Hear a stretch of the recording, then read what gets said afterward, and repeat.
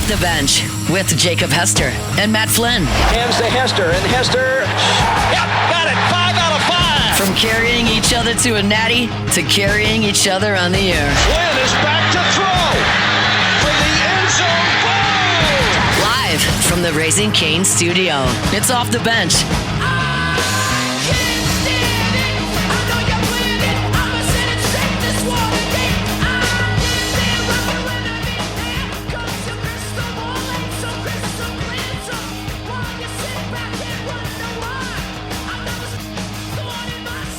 Welcome in, hour number 3 here on a Monday edition of Off the Bench. Taylor Sharp, Elijah Villarreal, Braxton Rizzuto, all along with you here on this Monday morning. We've had a jam-packed show, pretty much baseball, about 80% of the show. We squeezed in a little LSU and Saints football, but for the majority, it has been LSU baseball, and rightfully so. The Tigers put up a heck of a lot of runs. Alondra mentioned earlier, 49 strikeouts over the first 3 games. That is a program record as well, so at times, they have looked dominant over the Milwaukee Panthers. They will take on the Kent State Golden Flashes tonight.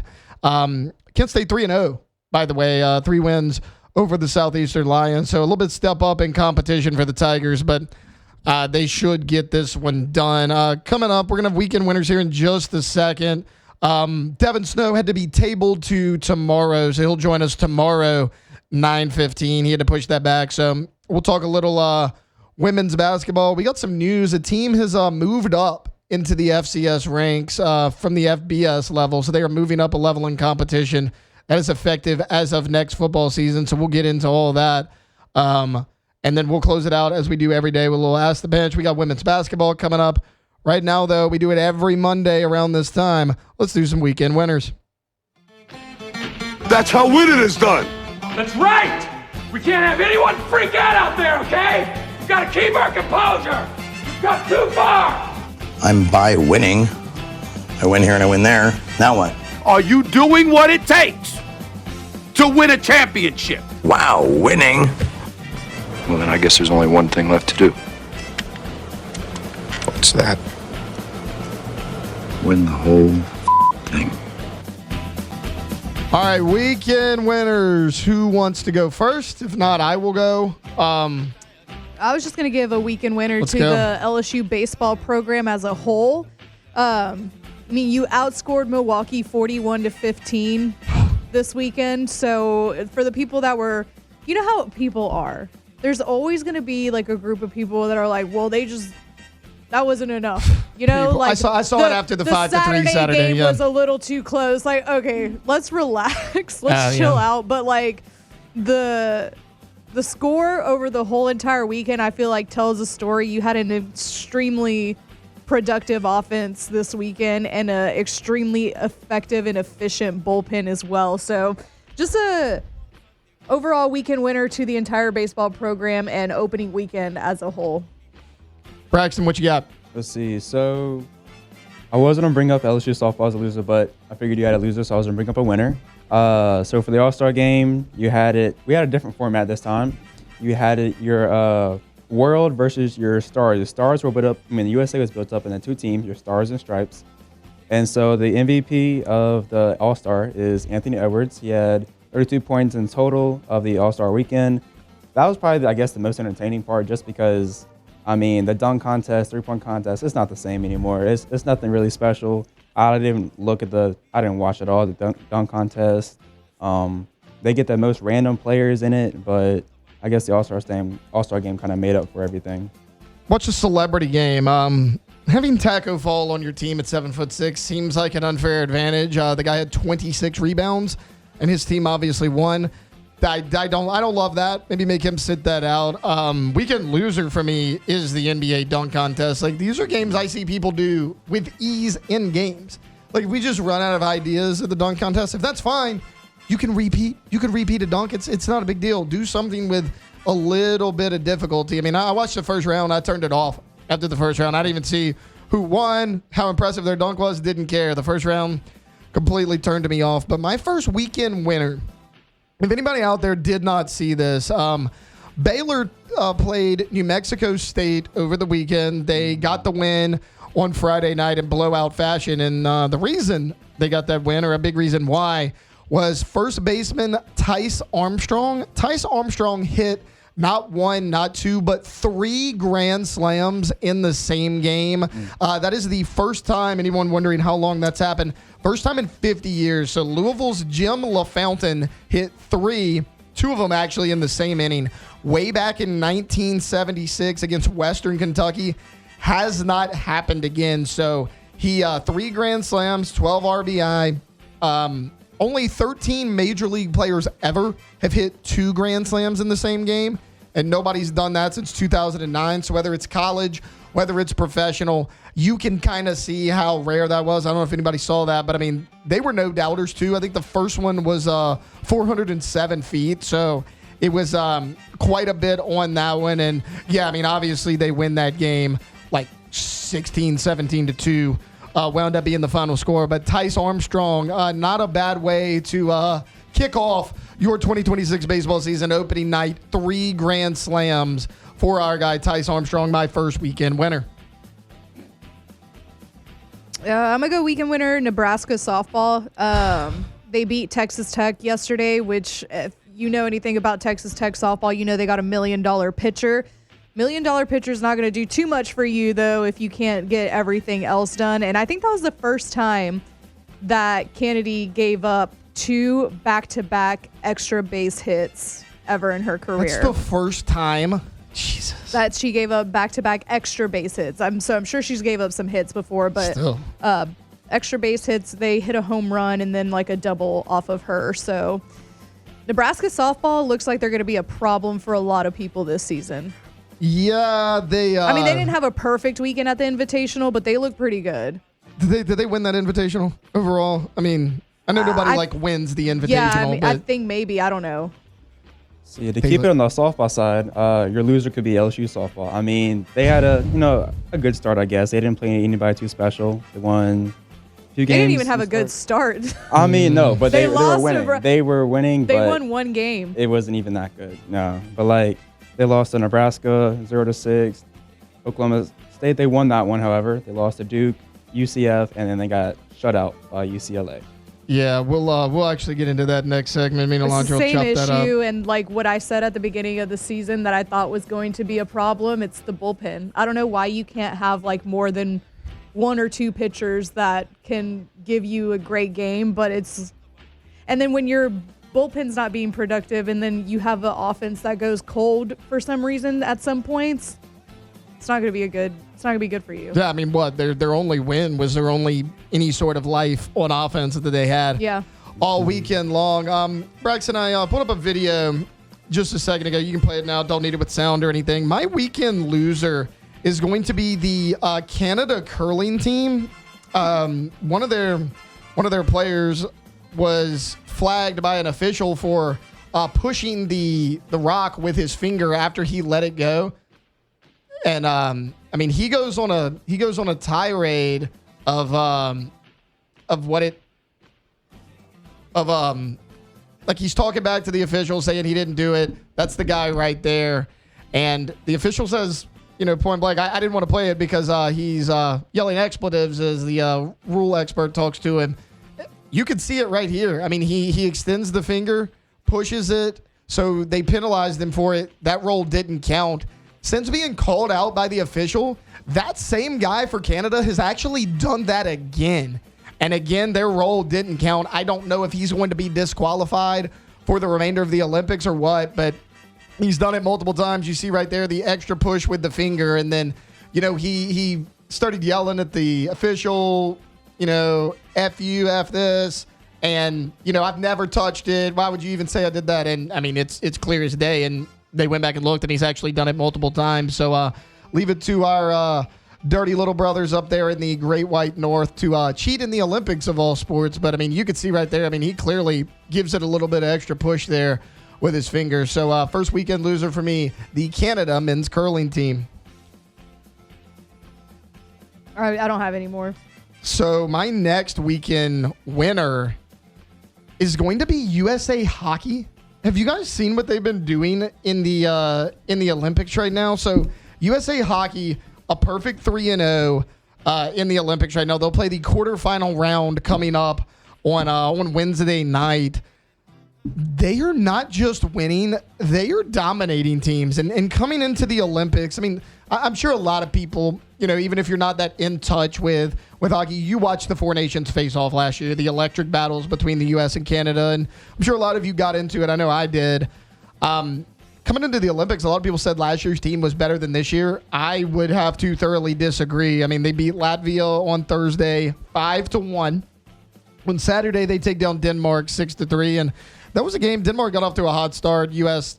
wasn't an issue, though. And then yesterday against Germany, they have another dominant 5-1 victory. So, I mean, 3 dominant performances in a row from USA Hockey, giving up just 4 goals total in 3 games and scoring 16. So you've outscored your opponents 16-5 in the first 3 games of this Olympics. Again, you will play the quarterfinals on Wednesday, to be determined on when the opponent is, but it will take place Wednesday afternoon around 4 o'clock our time. So probably be locked into that. But weekend winner for me, USA Hockey, and also USA Hockey uniforms. Like, I don't know if anybody's looked at these. The white ones they have not changed a ton since you look at that incredible Miracle on Ice team that beat the Soviet Union way back in. They made the movie Miracle about it to win Olympic gold, but they haven't changed a whole lot since then. And I just think they're iconic uniforms. I mean, great job by whoever designed those. They've kept them going all these years, but excellent job all the way around. The uni combos, the performance, the U.S. is looking really good in the Olympics as a whole right now, but USA Hockey obviously carrying their weight. Does anybody else have anything?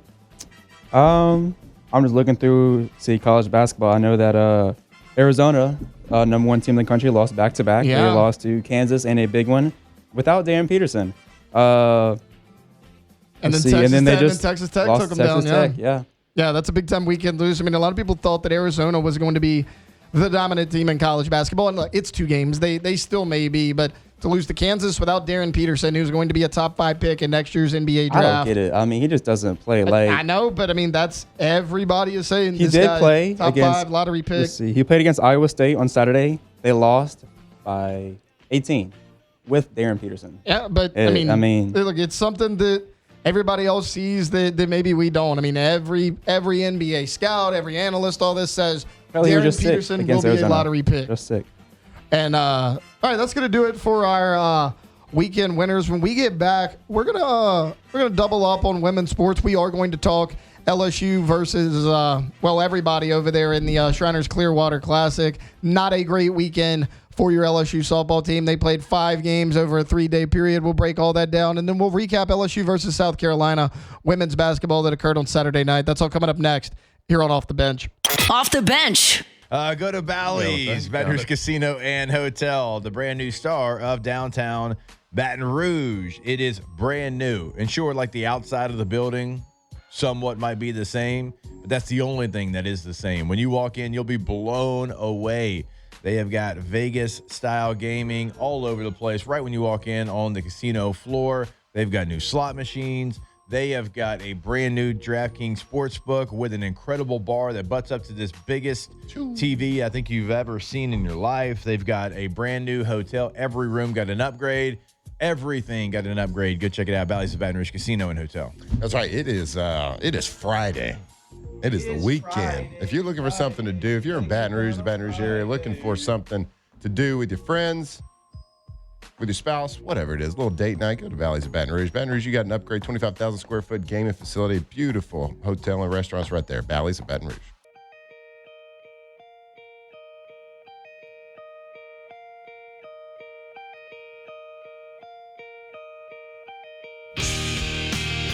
From the locker room to the airwaves, it's Off the Bench with Jacob Hester and Matt Flynn. We all know hard work, not just a slogan. It's a way of life, and that's exactly what you get with Pala. Founded right here in Louisiana, proudly 100% employee-owned, something we always want to remind you about. Pala has been delivering industrial construction, specialty services, and power solutions since 1973.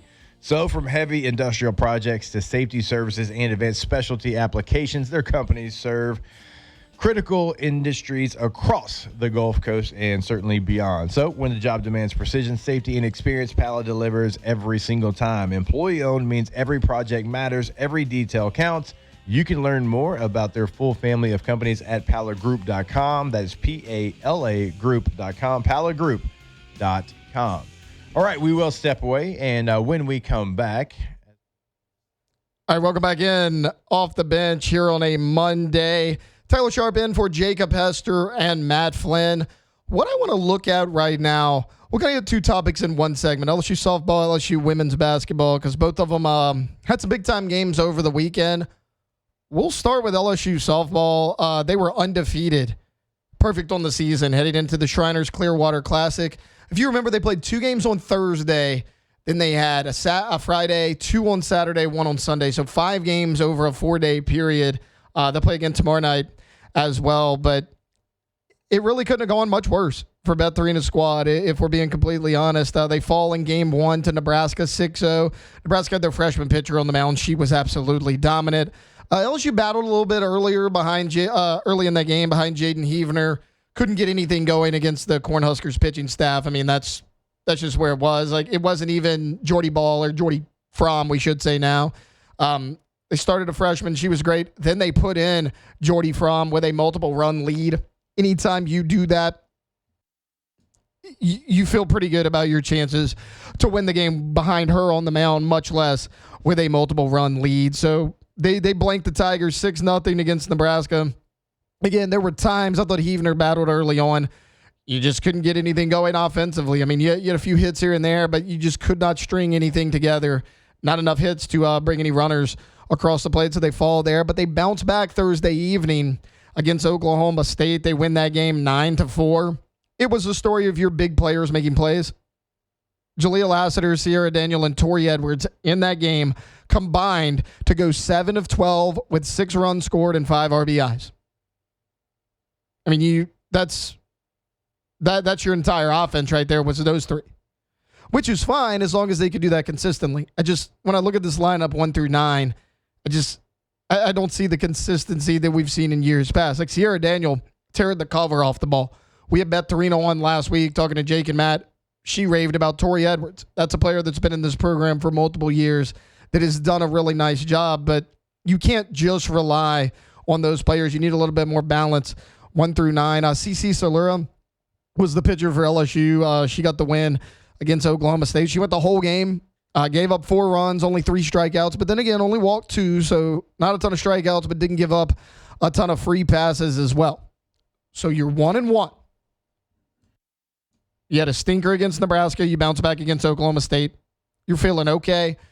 We're right where we thought we might be. 1-1 after the first 2 games. Let's see if you can go on a little bit of a run. And they did not. You then fall to Duke 5-3. Heavener back out on the mound there after Nebraska and honestly had another rough outing. 5 Ks, but gave up, walked 4, gave up 5 earned runs in that ball game to lose to Duke. Lassiter was great again. She contributed 3 of the 6 hits in that ball game. Again, your big players stepped up. Sierra Daniel, Jayla Lassiter, Tori Edwards, they were all good. It was the players around them that needed to step up in a big way to get these wins, and they just didn't do it. So you fall to Duke 5-3. Then you have UCF, a winnable game, not in the top 25. So the 3 top 25 teams you played, Nebraska, Duke, UCLA. You're like, okay, UCF, a chance to bounce back? No. It's probably your most disappointing game of the weekend. 5-1 loss to the UCF Golden Knights. Again, you can't score runs. Lassiter, great once again. She went 3 for 3 up there at the top of that lineup. Not much help from anyone else. And then you try to cap things off. Maybe can you scratch? Can you claw? Can you pull out a win against a top 25 team to maybe get this thing going in the right direction after a bad Shriners Clearwater Invitational? No. 8-0 loss to the UCLA Bruins. And UCLA is a really good team. But guess what? LSU couldn't score any runs. It was kind of the story of the weekend for the Tigers. They actually threw 4 different pitchers in that game trying to slow down UCLA. They could not do it. LSU came into this series perfect 6-0 on the season. They leave the series 7-4. I mean, you scored 7 runs, 8 runs total in a 5-game period. I don't care if Jaden Heavener's on the mound. I don't care if it's CC Salura, Tatum Clopton, whoever. You score 8 runs in 5 games, you're not going to win very many. And it doesn't really matter who you're playing. I get that 3 of the 5 teams you were playing were in the top 25. And UCF looks like a pretty good softball team if Saturday was any indication. But you can't dig yourself in that hole offensively. Again, Daniel was great on the weekend. Tori Edwards was awesome. Jaleel Lassiter hit the cover off the ball all weekend long. You didn't get much from Avery Hodge. You didn't get much from any of your other role players. I mean, regardless of who it was. Macy Bergeron showed flashes, but again, the consistency was a little off. It seemed like your top 3 players stepped up. They were ready to play. Everyone else wasn't. And I mean, again, 8 runs, 5 games. You go 1-4 in those 5 games. Like, I think if you would have asked Coach Torina, LSU softball, wherever, like, worst case scenario, we go 2-3. We beat the unranked teams. We lose to all the ranked teams, but we battle hard. And we would like to go 3-2. We'd like to steal one of the 3 against the ranked opponents, and you're good. I mean, if you beat the 2 unranked teams and you steal one of the ranked wins, you're sitting at 8-2. Now you're 6-4, hovering around 500. And you've played a lot of games recently, and the rest isn't going to get any quicker. I mean, like, Alondra, you were talking about the bullpen earlier, and yeah, like, the bullpen's bad, but 8 runs in 5 games? I mean, offensively, nothing was there outside of your big 3. Which is crazy because when we talked about them coming into the tournament, like before the tournament, their offense was extremely productive. And then you get there and you go against Nebraska, score no runs. And then they kind of come alive versus Oklahoma State.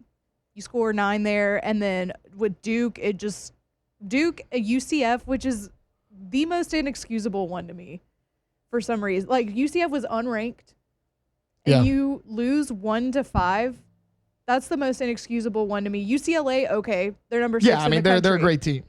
Nebraska, number 11, like I said, I think they're going to end up being a problem. So, okay, sure, whatever. But, I mean, it's just to only come out of that with 1 win feels like they were talking about this in the chat. I kind of feel like this program's taking a bit of a step back. And Oklahoma State, like, you go look at their overall record, Oklahoma State's not a great team. So, like, you beat Oklahoma State 9-4. You didn't blow them out. They're not a great softball program right now. So, I mean, yeah, the 1 win you got was against by far the weakest team in the field. I mean, where do you go from here? Because, like, even if, sure, like, Heavner had some rough outings, I get it, but I mean, she battled early against Nebraska, and the fact of the matter is Heavner could have given up 1 run the whole game and it wouldn't have mattered, right? Because you couldn't do anything offensively. So, like, I don't even put it on her. Like, I get it, she wasn't nails like she has been in the past, but I mean, it shouldn't matter. Like, she went the whole game against Duke, gave up 5 runs. Okay, cool, but you scored 3 in that game. Like, yeah, and really only the top of your lineup is producing right now. I mean, Daniel has been really good. Lassiter's been great. Tori Edwards, we know what she is. Can you find me one person that's been consistent outside of those 3? I mean, anybody. Like, I mean, Lassiter too, but like even Tori Edwards, her average is 296 right now. Right. Which is like we know she could do better. Right. Like that's not what she is. Yeah. Like it's a good average, but it's not Tori Edwards. It's just that was worst case scenario for LSU softball. Okay, you also can't really have like 11 errors on the weekend. Right. Because if your batting's not there, can you get some sort of support for your pitchers? No. Yeah. You have no support in the field. You have no run support behind you. I don't know what you tell these pitchers to do to win these games, but hopefully they can bounce back. Really bad weekend for LSU softball. Before we take a break, LSU women's basketball played a big-time game in prime time. It was about 7:30 Saturday night on ABC, and it lived up to the billing. Now, unfortunately, LSU does lose that ball game. South Carolina wins it 79-72. 18 straight losses to the South Carolina Gamecocks for this LSU women's basketball program. When I first heard that on the broadcast, I thought it was a typo, but no, I mean, they had brought it up multiple times in that game. Kim Mulkey now 0-6 against Dawn Staley since coming to LSU. Look, it's just the team and a coach that has your number right now, and you can't figure out why, but there's some things that point to it. Like, first off, your big-time players have to step up, and I am not talking about Flau'jae Johnson. This could have been one of Flau'jae Johnson's best games she played. Now, she was 2 for 6 from the free throw line. Hey, Flau'jae, make your free throws down the stretch. This is a little bit of a different game, but she was great. I mean, 9 of 18, 21 points, a steal, 8 rebounds. I mean, Flau'jae did what she had to do to win this game. Again, 2 for 6 of free throws, got to get better. But, I mean, Michaela Williams, 5 for 12, 11 points. You need a little bit more there. Jada Richard, 7 points, 1 for 10 from the floor. Malaysia Fulwiley, who played 23 minutes, and this is her former team. You thought, okay, this is a spot where Malaysia Fulwiley is really going to go off. 6 points, 1 for 8 from the floor. She was 4 for 4 from the free throw line. She was the only person, her and Jada Richard, that shot well from the free throw line, but you could not get it done. Tessa Johnson for South Carolina got really hot. So did Raven Johnson. I mean, Tessa, 21 points, 4 for 5 from 3. Raven Johnson, 19 points, 3 for 5 from 3. I mean, it was one of those things where South Carolina hit threes and big opportunities where you didn't.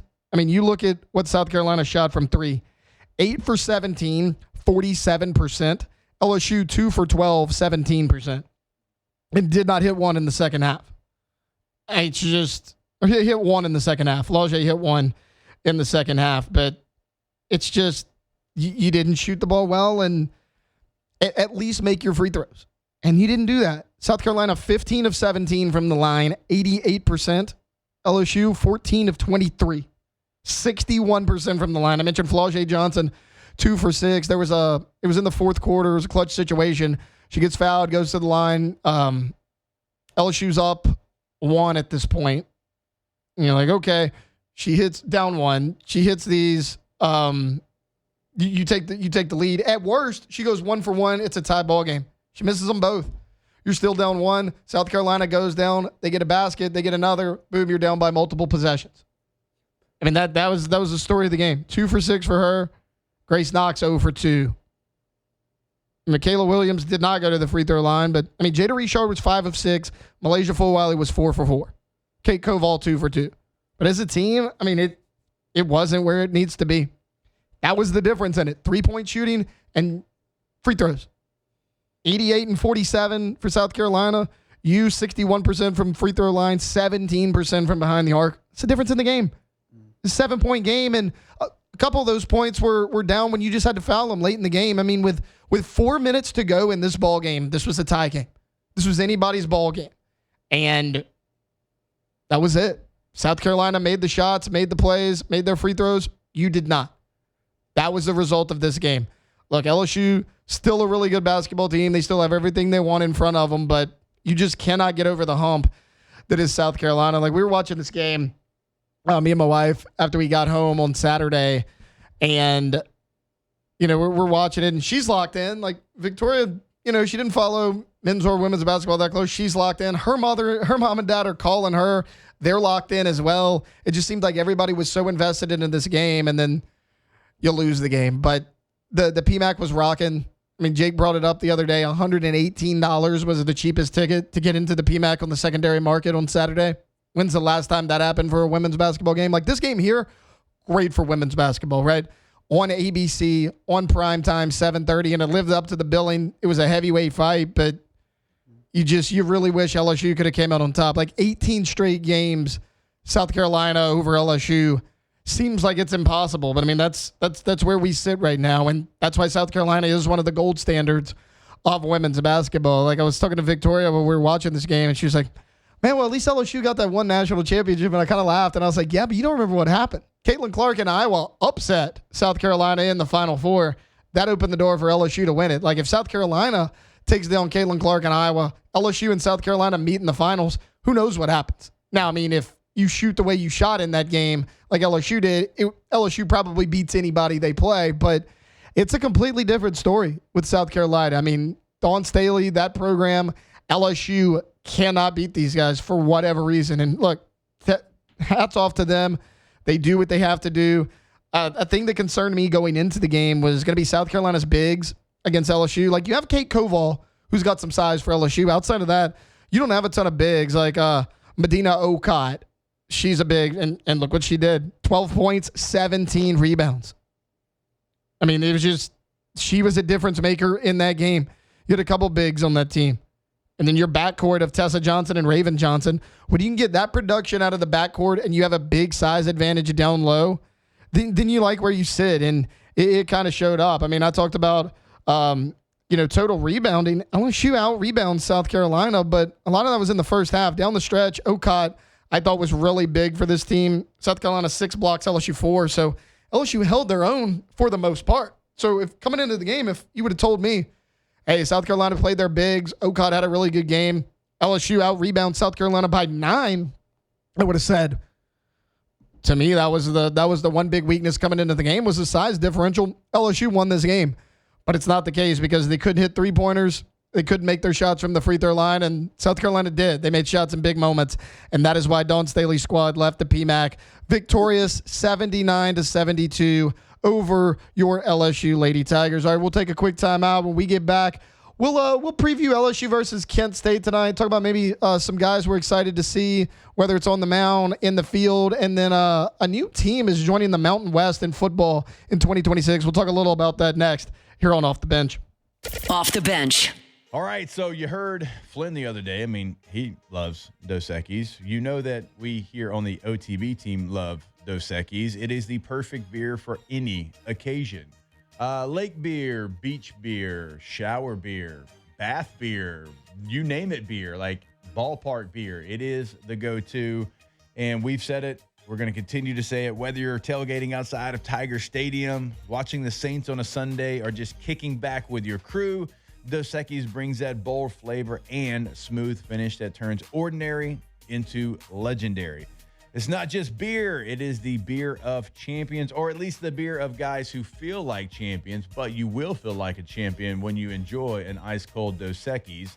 So you don't have to be a champion because Dos Equis will make you a champion. So the next time you're watching the game, grab a Dos Equis, and remember, stay thirsty, my friends, responsibly, of course. Dos Equis, official beer of unforgettable sports moments.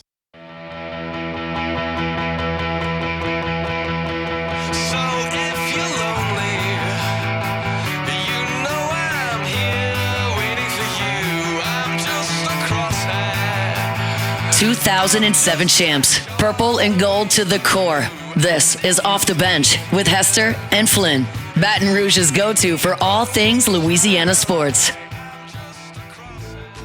All right, go to rouses.com, go see our friends, and, which location do you go see them at? Well, you got to find out. You got to go to the website and see which one is nearest you. And then once you find that out, we always talk about it, man. They've got incredible deals going on at your local store, and you're going to be able to see them in that weekly ad right there on the homepage. Now, we always encourage you, go walk in. You'll be blown away right when you walk in. All the things that make Rouse's great. You're going to be welcomed by king cakes and all these things that are so Louisiana, right? And they are so local. They're going to have their own stuff there. But when we say Louisiana, they're in more than just Louisiana. Across the Gulf Coast. We just went to one in Mobile, Alabama a couple of weeks ago when we were down there for the Senior Bowl. So, again, find that location nearest you. How do you do that? You go to rouses.com. Yeah, Rouses.com. Get ready for the tailgating weekend, baby. Do it local. A local grocery store. Go check out your nearest local Rouses. Welcome back in. Just a few more segments to go here on a Monday edition of Off the Bench. Taylor Sharper with you, Alondra Villarreal, Braxton Rizzuto along for the ride as well. Your LSU Tigers obviously take down Milwaukee 3-0 over the weekend, Friday, Saturday, Sunday. They do play tonight at 6 p.m. against the Kent State Golden Flashes. Little bit of step up in competition. Kent State actually had a pretty good 3-game series actually in Hammond. So this is a team that's been in Louisiana for a while now. They played Friday, Saturday, Sunday as well. They sweep the Southeastern Lions, and I get Southeastern's a little bit lower level, but that's a program that's one of the better baseball programs in the Southland Conference, at least traditionally. The last couple of years hasn't been what it was, but again, Southeastern normally a pretty good baseball program, and Kent State took care of them with ease. 8-3 on Saturday, 8-3 on Friday, 11-2 on Valentine's Day on Saturday, and then a 14-7 victory yesterday against the Lions. So they put up a ton of runs. And LSU, look, again, step up in competition a little bit. When we talked to Patrick Coogan a little bit earlier today, he believes Jaden Newt's going to get the start, and then that's probably the case. We saw Jaden Newt do this a little bit last year, and he didn't throw it all over the weekend. So that makes sense. And I'm excited to see what Jaden Newt can do, but we know he's got stuff, right? Like we've seen it from Jaden Newt time and time again. What I want to do right now is look at maybe a few guys that I'm excited to see tonight that, outside of Jaden Newt. Danny Lockenmeyer, pitcher from North Dakota State a year ago. He's a lefty, 6'3", 221. He was first team All Summit League honors last year. He recorded 9 saves. Danny had a 2.37 ERA in 38 innings last year. Now, 24 of those 38 were relief appearances. So make no mistake about it. Like Danny Lockenmeyer is going to be a relief pitcher on this staff. But we talked about not giving up free passes earlier and how impressive Cooper Moore was. 11 strikeouts, no walks. Danny Lockenmeyer last year, 50 strikeouts, just 18 walks on the entire season. He had 9 saves. That led the Summit League. That ranked 23rd in the nation. Like Danny Lockenmeyer is a guy coming in that, yes, he's stepping up, obviously multiple levels of competition, but he was really, really solid last year for the Bison. I'm excited to see him. I think we'll see him in the back end of that bullpen here tonight, if in fact it is Jaden Newt that does get the start. We saw him a little bit over the weekend, but I want to see him a little bit more in the field. Mason Braun, he got the start at DH over the weekend, played a few spots here and there. Remember, Mason Braun was the number 1 high school first baseman last year, coming out of high school, and was the 68th overall player in the nation. He launched the longest home run last year in the 2025 Major League Draft Combine, like the longest out of anybody. He hit the ball well in the fall. You saw some things from him over the weekend. He can play a little bit of outfield. He can play first base as well. That's actually what he's listed out on the roster. He's outfield / first base. Want to see where they put him. Like, do they give Jake Brown a night off after his big weekend? Put him in right field? Does he go in there at first base for Zach York? You can kind of move Mason Braun around here and there, which is what I like about him. Like, if you need to move York to DH, you can. Braun could slide in there. He could slide in there in the outfield, multiple outfield positions. I think the elusiveness, the athleticism of a guy like Mason Braun, his ability to play multiple spots, will be huge for this baseball team. And I'm excited to see, like, he'll play tonight. I don't know what capacity. That's kind of what I'm excited about, where he is going to be placed in that field. I think he'll get a little bit more action there tonight. And then Ethan Klaus, guy we talked about earlier in the show. He's a guy, he looks the part getting off the bus. He's 6'2", played shortstop in high school, but can move around the infield. You saw him at second base a little bit yesterday. Showed some power in the fall. Look, you need depth in the infield. You need to find some guys. Ethan Klaus could be one of those guys. He batted .425 or .415 in 2025 last year in high school out in Las Vegas. 530 on base percentage, 16 doubles. That led the entire state of Nevada as far as high school baseball goes. Ethan Klaus is a guy that could really step up and be a really quality depth piece for you. I don't think he's going to win the job at second base. I don't think it's out of the question, but Seth Dardar looked really good in the opening weekend. You should love Braden Simpson there as well. But Ethan Klaus could be a guy, look, you need a pinch hitter. You need somebody to go play the field in case of an injury. Ethan Klaus, if he steps up and keeps playing well, he could be right there in that conversation. And then also Omar Cerna. Look, I thought Aaron Beatty was really good over the weekend, both offensively and defensively. But me and Alondra talked about Omar Cerna a little bit earlier about just how he looks. I mean, he's 6'2", 226 as a freshman. And he hit the ball well at times in those fall scrimmages. We saw him a little bit this weekend. He did get a start. I would like to see Omar Cerna, whether he starts or not, get some extended outing in this game as well. See what he can do. Alondra, before we go to break, look, I mean, we've talked Cerna. I mean, we know that. We know about Jaden Newt. Like, is there somebody tonight though? Like maybe a little bit under the radar person. You're like, hey, I want to see what they can do tonight. Oof, I was not ready for this question. There's not really anybody. I feel like we saw so much of them this weekend. So I don't really think that there's anybody that I'm like, oh yeah, I'm looking out for them. But I am interested to see who's going to start tonight. I thought it was going to be Cooper Williams. I thought he was going to end up being the midweek being the first out of the pill starter. Friday. Yeah, so probably not going to be him. But I mean, I don't know. It's a good question though. I mean, Jaden Newt, I guess would be your obvious I would like answer. to see Jaden Newt. Right. Like off of last season, he did really well. We'll see what happens. Maybe some Maverick Rizzi.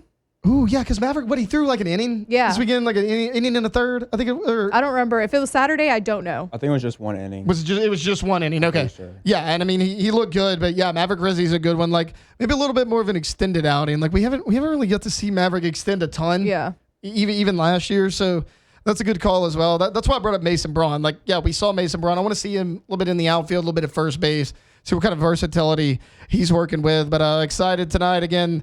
They played 3 games over the weekend. They have this will be their 4th technically opening weekend. I know it's Monday night, but they'll wrap up the opening weekend here tonight with Kent State as the Golden Flashes come in 3-0. Kent State again. They put up a lot of runs against Southeastern.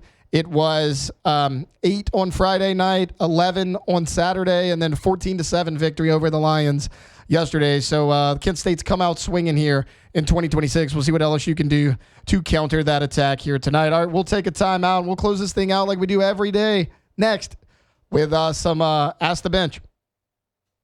Off the bench. All right, go to centralplumbing.org, the one-stop shop for all of your plumbing needs, but not only in Central. It is the entire greater Baton Rouge area. We are talking to you. If you have any plumbing issue, they are always going to be there for you 24/7, 365 weekend, holiday game day.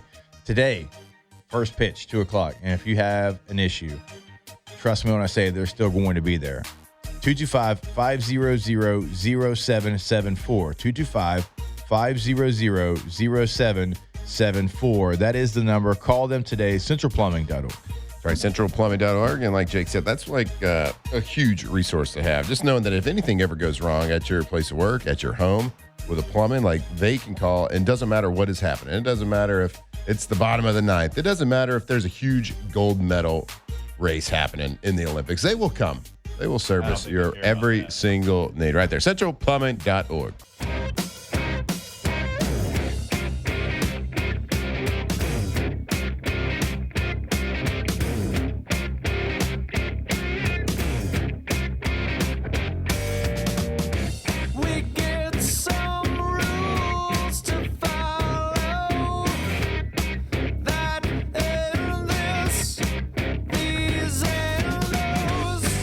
From the locker room to the airwaves, it's Off the Bench with Jacob Hester and Matt Flynn.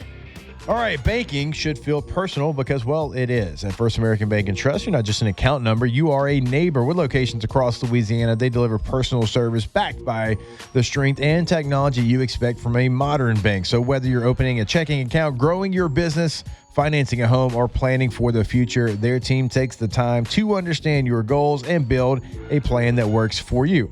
It's local decision-making, trusted relationships, real service. That is the difference.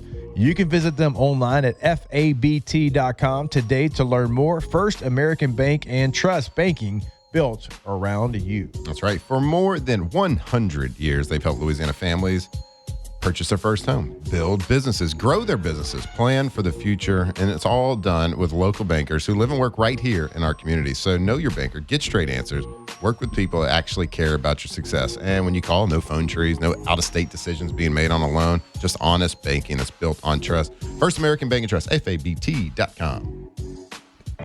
Welcome back in. Final segment here on the Monday edition of Off the Bench. We've hit a lot here today. On this Monday, LSU baseball over the weekend, LSU women's basketball, softball. We had a ton going on. We'll close out the show today like we do every day with a little Ask the Bench. This first one's for Alondra because I saw y'all talking about it in the chat a little bit earlier. Ask the Bench, have you seen Punch the Monkey? What is Punch the Monkey? Okay. I feel so bad for Punch. This is like one of the most emotional things I've ever seen. Right, like I saw y'all, but I haven't heard about this. So it's a little tiny monkey. Right. And he was abandoned by his mother at birth. And so the zookeepers raised him. And whenever he was abandoned by his mother, they gave him this stuffed animal. And he thinks the stuffed animal's his mom. Oh, no. Okay, that's sad. He thinks the stuffed animal's his mom. And then at the zoo, he tries to like hang out with all the other monkeys. And none of them want to hang out with him. Oh. And then he went to go try to hug one of the bigger, like older monkeys. And it pushed him away. And it just went to go crawl with its stuffed animal, and it was just laying down with his little stuffed monkey. It's so sad. That's sadder than I thought it was going to be. It's so cute, but also so sad at the same time. Maybe they don't want to hang out with him because he's carrying around a stuffed animal all the time. Who knows? Probably because they don't love him. Probably because they don't love him. Ask the bench, why does OTB hate... Justice for Punch. Yeah, Justice for Punch is a great name for a monkey, by the way. Ask the bench, why does OTB hate President's Day in America? I just Googled it. President's Day is today. Guys, I don't care. We don't get days off here. I don't care. What does President's Day I'm do? supposed to celebrate a made-up holiday? Also, like, what is the purpose of President's Day? It's like to acknowledge presidents. I'm aware we have a president. Yeah, like, shout out to the president. Like, what are we doing here? Is it like, hey, this is a day to celebrate the president? I know they exist.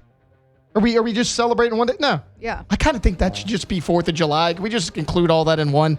There's too many things like Arbor Day. What the hell is that? I don't know. Like, we're not doing that. No days off over here. Right. No days off here. Ask the bench, do you find yourself tuning into curling in the Olympics like me, and why am I fascinated by it? So, yes. Me and Victoria's gotten more into it than I have, but yeah, it's one of those things where, when the Olympics start, I'm like, curling, boring. Anybody can do that. I am cheering them on while they are sweeping that ice. I'm like, make it curve. And we are locked in my house. Every time it comes on, like, I have no idea what any Olympic schedule is. I could look it up. I just don't want to, but we have it on in the background, that little whip around coverage on Peacock, since it's by NBC. And when curling comes on, it's a big deal in our house. All right, that's going to do it for a Monday edition of Off the Bench. We covered a lot of LSU baseball talk. We got some softball in there. We got some women's basketball. Patrick Coogan, former LSU baseball pitcher, joined us, got his thoughts on it. LSU taking on Kent State tonight, 6 p.m. in Alec Box Stadium. We'll recap that tomorrow. We got a whole lot more going on. Tune in, same time, same place tomorrow here on Off the Bench. Off the Bench. All right, go to trashrangers.com. If you're signing up for residential, commercial trash pickup, if you are signing up for a roll-off dumpster, maybe you're doing some spring cleaning coming up and you need that, you tell them what you've got. They'll make sure you have the right size dumpster. If you are looking for a portable toilet, maybe you got an event going on and you want to have that delivered to you, picked up, they can do that every single time at Trash Rangers. So again, go to the website, trashrangers.com, trashrangers.com. Yeah, if you got a business and you're maybe you're not happy with your current trash pickup, maybe it's hard to get in touch with the customer service over there. I've been there. I've done that. Give them a call. Let them know how they can help your business. They are the experts when it comes to trash removal, and they can customize their pickup schedule around your business. What time of the day? How much trash you make. Is it 1 pickup a week? Maybe it's 6 pickups a week. It doesn't matter. They can fit the project to your specific job site. And residential, roll-off dumpsters, you name it, the most reliable trash pickup, trash removal service in Louisiana. TrashRangers.com.